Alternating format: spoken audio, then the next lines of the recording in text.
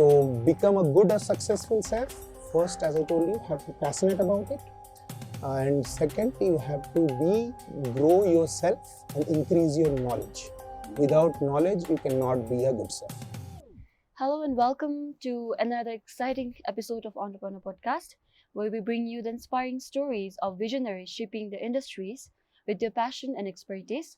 Before we begin, a very special thank you to the Department of Media, the Creative Industries and Intellectual Property for their continued support and guidance. So today we have a very special guest with us, Chef Satyajeet Mondal, the Executive Chef at Meridien, Paro Riverfront. So with a career rooted in passion, creativity, and years of experience in some of the most prestigious kitchen, Chef Satyajeet has mastered the art of blending tradition with innovation. So before we begin, can you please tell us something about yourself and your background, about your journey? 𝐂𝐚𝐬𝐤𝐚𝐬𝐡. I'm Chef Satyajeet and I'm the Executive Chef in Meridien, Paro, Bhutan.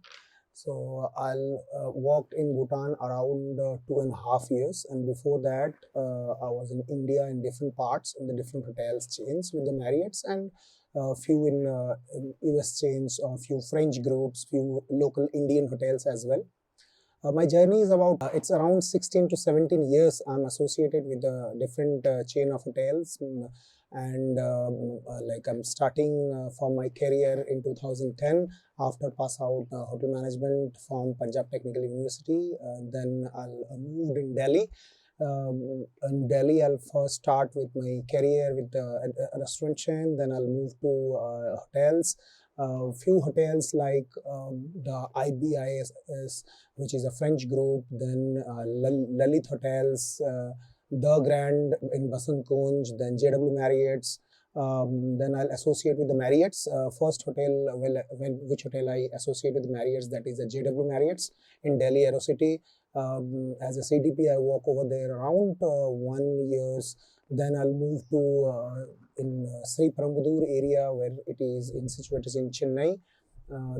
There's another Marriott hotels. I worked over there. Then I'll move to different hotel, the cleanest city in India called Indore. There I worked in the Sheraton Grand Palace, and then I'll get a lucky and get opportunity to move in Meridien, Paro. So I'll moved in 2022 as an executive chef, and still my experience of the Bhutan is going on. Okay, thank you so much, sir. So, like you have mentioned, you have worked in a very prestigious establishment, and that is very impressive, to be honest. So, how has each of this experience influenced your approach to leadership and like menu creation? So every hotels or every organizations have their own hierarchy, own cultural values and ethics. So when I told you the diverseness of all different hotels chains I have worked. So every hotels I get to learn lots of new things. This is my key role of leading culinary departments of teams, huge number of teams to running these operations.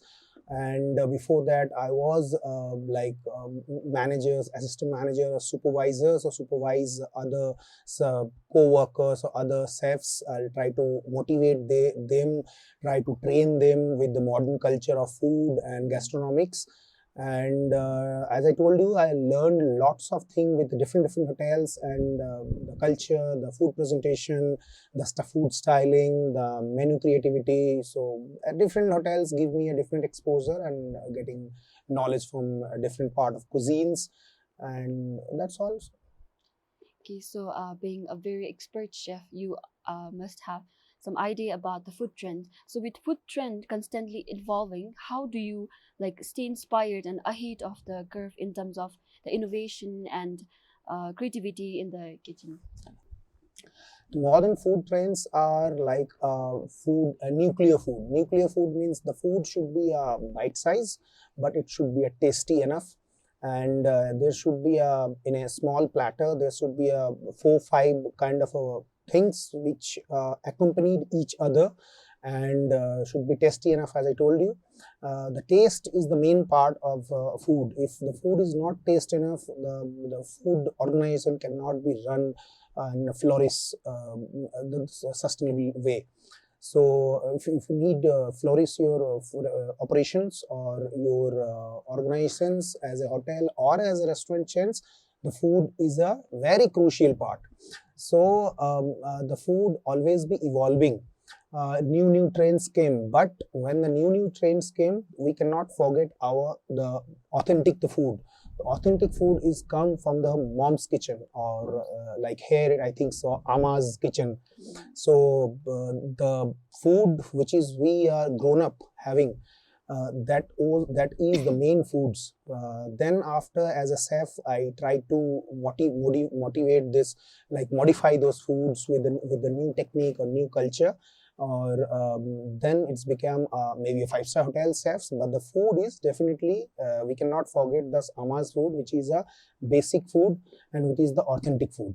So but the modern things definitely changing, and we have to stay in trend with modern technique, using with a modern technique like smoking or making a caviar with the different new chemicals used to came, which is help us to make noodles with like liquidified noodles, or liquidified caviar. As I told you, caviar is a kind of a fish raw egg, which is a sturgeon fish egg. Now it's become that is the authentic, like a decades ago, that is known as a caviar, that is a sturgeon egg. But now it is, when you're making something balsamic vinegar or something, maybe a fruit juice, it's with different chemicals, it's become a shape of small caviars, and it's, we can call it strawberry caviars or balsamic caviars. So this is the way that with the old tradition and modern techniques, we can make it a modern plate with different food which come together on a small same plates. So with so much of experience and so much of expertise and so much of skills that you have right now, you must have faced some challenges or obstacles on the way. So can you share about a particular challenging moment in your career, and how do you navigate through it? How did you navigate through it? Challenges. I love to explore my challenges. So when you're talking about the challenges, it's like every day you find a new challenges. So for a chef, it should, like, there's a new techniques, as I told you prior. So new techniques required to keep your food in a modernized way, but though it should be traditional way, the taste we cannot be forget. Challenges like we need to train our associates who are exactly execute all the foods to our guests, because I myself cannot do every food or everything by myself. So under me, the associates or the chefs who are working with me, I have to train them continuously. If they are trained well, and what I am expecting from them to serving to the guest, so I need to motivate them and train them as well. So these are the first challenge, and the next challenge can be availability of the ingredients, because every country, every regions, they have their own climate, they have their own vegetables, fruits, or the raw ingredients which cannot be easily available from the different country or different regions. So the raw materials of vegetables or the fruits are the main challenges like we are facing when moving here and there to other one hotel to other hotels, or one organization to other organizations. When try to replicate the same dishes, there is a challenge to getting the raw ingredients. But though as a modernizations happens, we can import things from far away from the things, and we try to cope up with the things. Maybe sometimes it's not possible, but 90% time is possible. And as I told you, we have to train our staff or our chefs to be always be in a same parallel which I am expecting from them to serve to guests. So these are the few challenges I'm facing during my career and during my 10 years of work in different hotels. So talking about the Buddhist dish, so what is your favorite Buddhist dish? Maybe your national dish 𝐒𝐻 and pokpa. This two is my favorite dishes. Though the 𝐤𝐸 maru I cannot forget. The 𝐤𝐸 maru, I love chicken. So the 𝐤𝐸 maru I love it because it's not a very strong chickeny flavor, or it's have a balance like little bit of chili, little ginger, and it's giving a freshness because when it is a kind of a stew, it's a very thin stew of chicken. So I love that jasa maru. Apart from this emadatsi and pork pie I told you. Okay, so we know that Bhutanese dish is rich in both flavors and unique ingredients. So is there a specific Bhutanese dish that has made had an impact on your cooking skills, cooking style? The cheese curry, or we call datsi here. So usually cheese curry used to have in a European continents or America or Australia. The cheese is vastly used. They used to do gratin. They used to do baked with the cheese. But here, when I saw there's a local cheese and a chili, which is balanced the spiciness of the chili. The cheese is balanced on the spiciness of the chili. So I'll find myself the cheese curry is excellent food. Even when I roam around in my restaurant and speaking with my guests, they love also this cheese curry. Might people don't like the chili, the spiciness of the chili, but they love this cheese curry. So that is the best thing I learned here, and maybe I'll move somewhere when I'll definitely bring this recipe with me and never forget this recipe. And another thing is called the 𝐒𝐤𝐤𝐤𝐤𝐤, which is a unique spice. Though it is not exactly unique for me because it's a kind of a related to Sichuan peppercorn, which is easily available in Asian part of the Asian parts, different countries. But it's have a good flavor. It's have a numb your taste bud. It's have a tingling flavor, which is not very unique. I find in Bhutanese cuisine. So what I'm about to ask you right now, it was actually not a part of the question, but I'm actually very curious of one thing. So like, have you ever had a dish go completely wrong, but somehow still impressed your guest? Yes, it's happened. It's happened. Maybe it's happened many times because I told you maybe some ingredients will not there, or maybe in a work pressure I forgot to add some ingredients in the recipes while I'm cooking, and somehow it will be came up with a new dish which is not I'm expecting, but it is a new dish, and a guest also get mesmerized with that food, and so this how it's can happen, but like by mistakenly if I add something else instead of something else we're adding.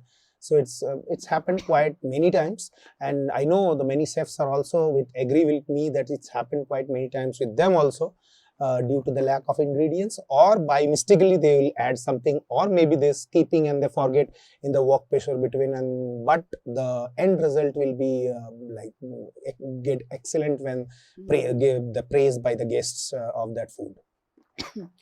Okay, so for those aspiring chefs who dream of reaching your level of success, so what are the key lessons and any advice that you would share with them? Yeah, to be a good chef, not a successful chef, be a good chef. Good chef means you have to have a passion to be working hard.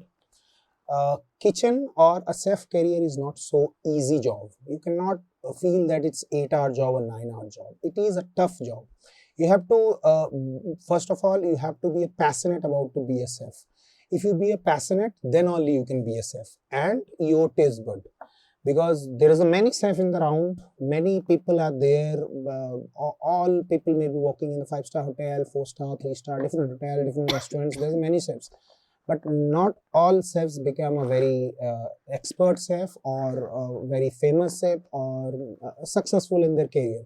So for be a successful, you have to be a passionate first, you have to be your taste bud have to grow in such a way that you can adapt all the taste bud, you can understand what is the difference between different cuisines and the cultures, and you have to try to replicate the same dish by your own way. Then you can understand what is the difference between different cuisines, because we have every part of corner of the world have a different cuisines. They have different ingredients, they have different materials, they have raw materials like meat, vegetable, everything have a different. So if you are known well about those ingredients, then only you can execute the main dish or the products or the dish which you are going to execute. So become a good or successful chef. first, as I told you, have to be passionate about it. And second, you have to grow yourself and increase your knowledge. Without knowledge, you cannot be a good chef. So these all are 3-4 things which is very important and must required to become chef. So, being a chef, if you could change one thing about the food industry, what would it be? It's very difficult questions. Because food industry is changing and evolving every here and there. Everybody try to innovate new things because it's demand in the market. People are expecting from the good chefs, they innovate new things, bring new recipes, bring new dishes with the modern twists. So it's as I told you, it's a very difficult to answer that I don't want to dissolve or don't want to remove anything. Because I need to increase things, I need to add on things, I don't want to remove. So I'm sorry, I cannot answer anything like Completely for fine, this sir. answer. So what's next for you? So is there any kind of exciting project or goals on the horizon, sir?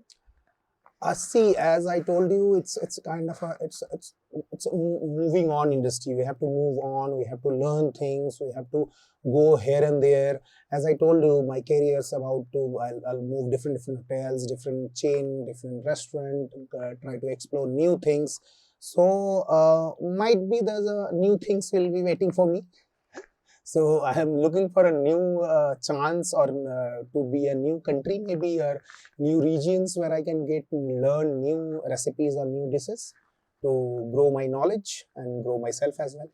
So my next question to you is, who were some of the key figures that inspired or motivated you to pursue a career as a chef?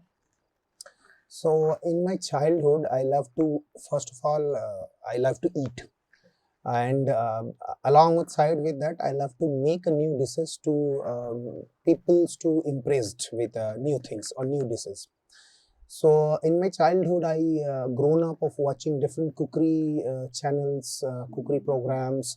So in India, Madhur Jaffrey, there is lady, there was a lady chef, Madhur Jaffrey. She was kind of a home chef, but became a very popular chef by their new channels, cookery programs. She had books, and also I watched her programs. And then another famous chef Indian is Mr. Sanjeev Kapoor. So I watched these two programs from my childhood, and I get inspired from those also. In the modern days, the Mr. Gordon Ramsay, James from UK. There's many other chefs are there, so who are kind of doing regular dishes and inspiring us like other chefs. So I'm basically inspired from those great chefs. I know I missed lots of great chefs or names present, but these are the few I remember presently. Okay, so you mentioned that you love to eat. So regarding that, what's your favorite dish or food? So my favorite dish, I love to eat everything. There is no restriction that I cannot eat this, because as I told you, I love to explore things, new things, new cuisine, new culture. But my favorite is a home food.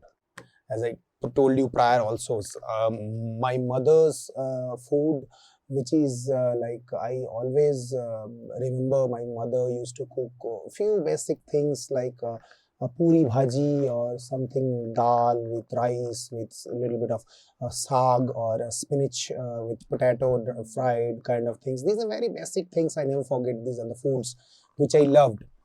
And in like modern cuisine, I love to explore the chicken. Chicken is my favorite meat, and I love to make new dishes with the chicken. So this is the two things which is I love. Okay, so how does it feel to be a chef and lead in such a dynamic and creative industry? It's definitely a very proud for me. As a chef, people definitely, when younger generation look after about a good chef or a famous chef, they see that it's a might be a very bright career. Might be they see it's a very bright career. They see it's a very glamorous job. Though it is a glamorous job, but it's a tough if you I told you, so if you're not passionate about it, you cannot be a good successful chef. Maybe when you get successful, then all the glamorous thing will become. But if you not work hard, if you not accomplish your target, if you not move on your career, you cannot be a good chef, and that the glamour will be stay back. So as I told you, I'm proud to be a chef, and I love to feed people with the new dishes, innovative dishes, and when people are praised for this, that time I'll be very happy. So this is another reason why I'm joining and become a chef. So that's all. I love to be and proudfully I'm a chef.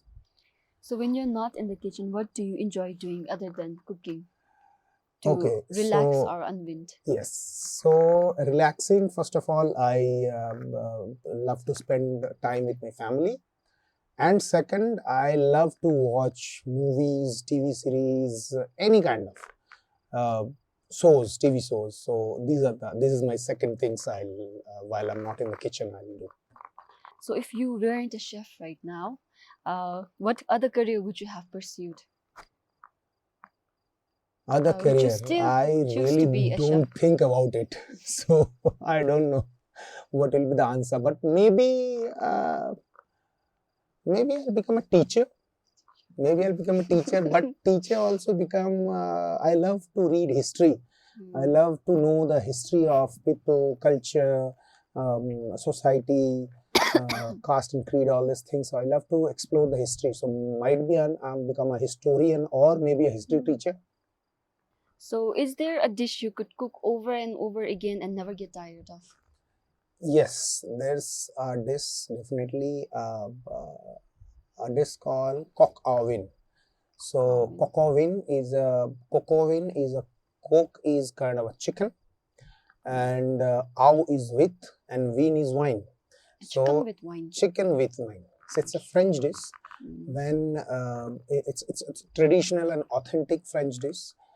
I learned this dish when I worked with a French group called 𝐒𝐻𝐻, and one of the French chef was there, and I'll learn this recipes from him, and he taught me it's making with this chicken with wine. It's a very basic recipes. It's have red wine, a good red wine, and some onions, some button mushroom, potatoes, chicken, bay leaf or maypua, and a little bokegani. Bokegani is kind of a mix of herbs. So overnight we have to like soak that chicken in a red wine with the bokegani, and the next day we have to remove the bokegani and strain the wine and the chicken also. Chicken have to pat dry first, then cut it and like mix with flour and seared it properly, getting a crispiness of the skin.